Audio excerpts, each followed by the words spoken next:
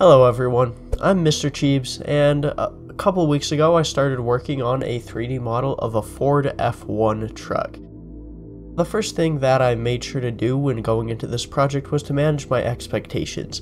I knew that I didn't want this to be super dang accurate. I knew that I didn't want it to be too clean, too perfect, because I didn't want to spend a ton of time on it. But I wanted it to look good, and I wanted it to be usable for some animations. So with that, I imported some reference material and started blocking out the shapes for everything.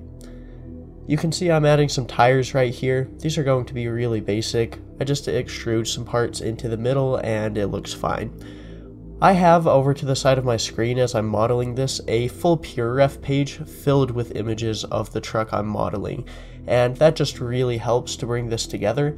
It makes it so I can look at the model and then I can put that into the 3D model itself without having to constantly flip back and forth between, a web page or something like that to look at my reference.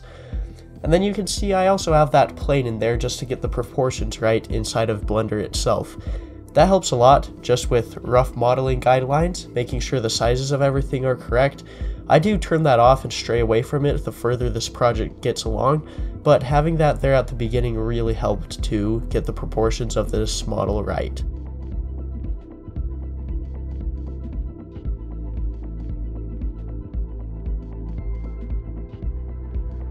Now you can see here I've got a very basic model of the truck right here, and then it just got a little bit better there with some subsurf modeling on that fender. I'm adding in some little details like this bumper in the front, but most of that is just landmark stuff to really fill it out, important things that I know I'm going to need later.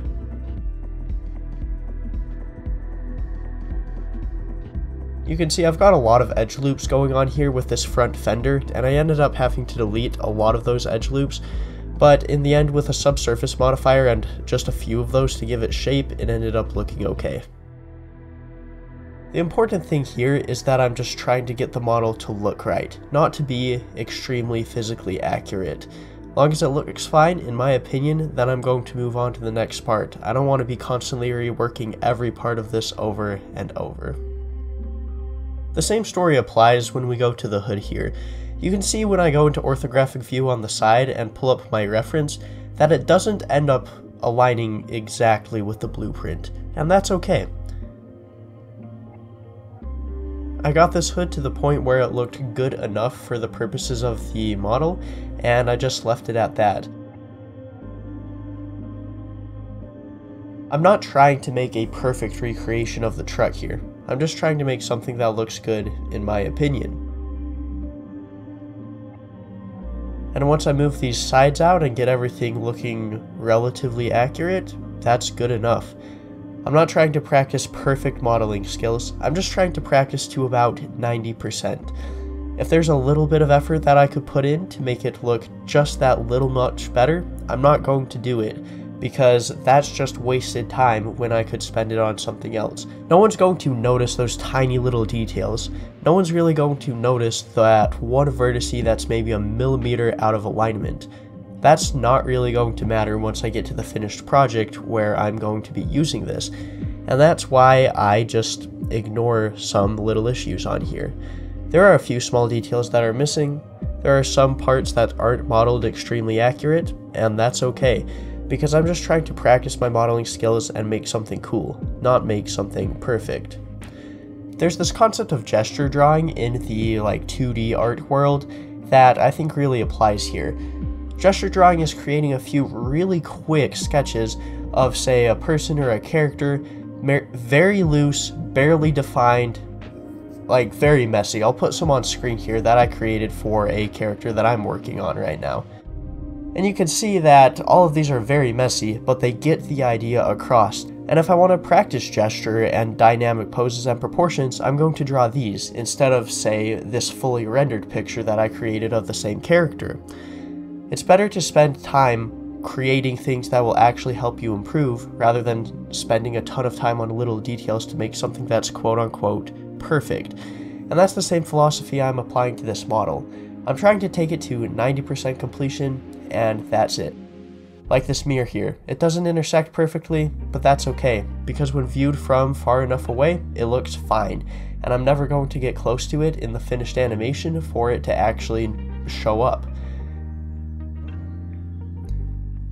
So when you're trying to practice your 3D skills, just remember, practice them to say 90%.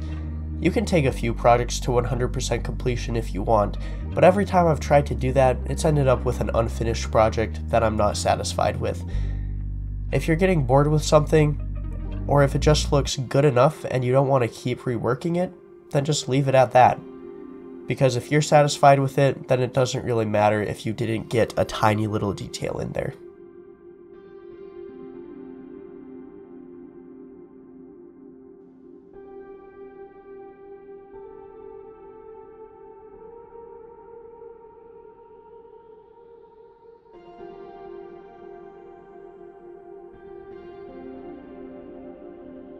On screen here, I'm adding just a few other details, like these wiper blades, or that grille in front, but the model is getting pretty close to being done.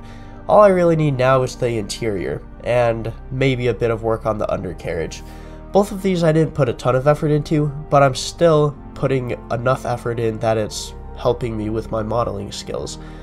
I'm trying to block these out really quickly because you're not going to see the interior or the undercarriage all that much, especially the undercarriage.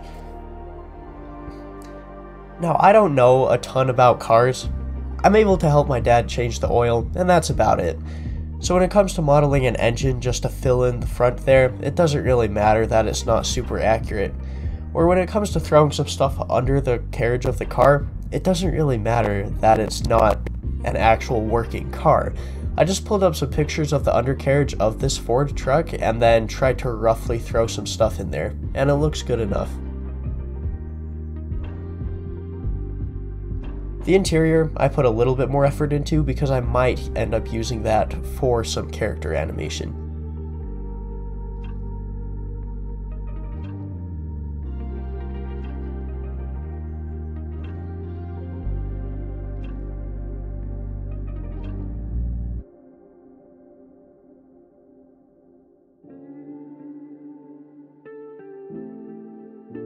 Some of the little details on the dash don't look perfect. There's a lot of things that could have been put in here, but I didn't really need them, and I didn't really care enough to model them. I knew that if I tried to go to 100% completion on things like this interior, I would just end up abandoning the project, because that's what's happened to me before. It's sort of the same philosophy as going to the gym, right? A lot of people will put a ton of thought into creating a perfect gym program, right? And then they just won't commit to it because it's not fun. As soon as this starts becoming not fun, I move on to the next part of the model, even if it's not fully complete, because I know that I want to finish this truck. And, well, finish it I did. So here are some quick snippets from the final rendered video. If you haven't watched that full thing, I mean, this is pretty much the full thing here. It's like 30 seconds long.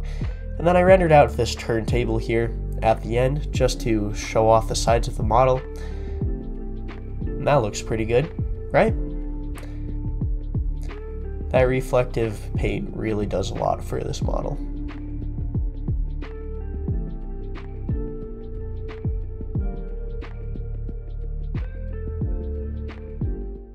So now that we've made it this far, I might as well show you how to set up one of those glamour shots from the reel. Go into Blender and open up your model. Since this is very reflective, I'm going to add in some huge area lights. These are going to be your best friend for something like this. I've got a ground set up, and I'm going to add in a camera, and maybe change the focal length on that until I get something that looks good. I prefer higher focal lengths for these sort of shots. It just makes it feel a bit more almost artificial in a way, trying to make this truck look perfect. Then I'm going to animate the camera moving from point A to point B with some location keyframes, and I'm going to select those keyframes and hit T in the timeline so that they're linear, with constant movement. Now all that's really left is figuring out the lighting. We've got our big area lights in here, and I'm just going to fiddle with the brightness until I get something that looks okay. Now we're going to get some moving reflections just from the camera's movement itself, but I'm also going to animate both of these moving back and forth. Again, linear, point A to point B, just like the camera. And that's about it. I ran the outputted image through a lens distortion mode with just a tiny bit of distortion and a tiny bit of chromatic aberration. You don't want to overdo this because then you look like a noob who has no clue what they're doing. Then I ran it through a hue, saturation, and value node. I used that just to make parts of it a little bit brighter and to increase the saturation on the paint. The material isn't quite as saturated as I wanted it to be, but I just ended up rendering it out with the saturation boost on the composite itself, and I think it looks fine. And that's literally all I did for the compositing here, and it looks great. I can slide this hue around too to change the color of the car if I want to. Anyway, I hope you guys learned something today. If you want to get the 3D model of this truck, then go over to my Patreon. I've also got all the shots from the actual animation inside a blend file over there if you want to check those out. And, well, I'd just really appreciate it if you supported me. But if you don't want to, just subscribe to the channel to see more of this kind of content, and give this video a like if it helped you out. Thank you all for watching, and have a great day.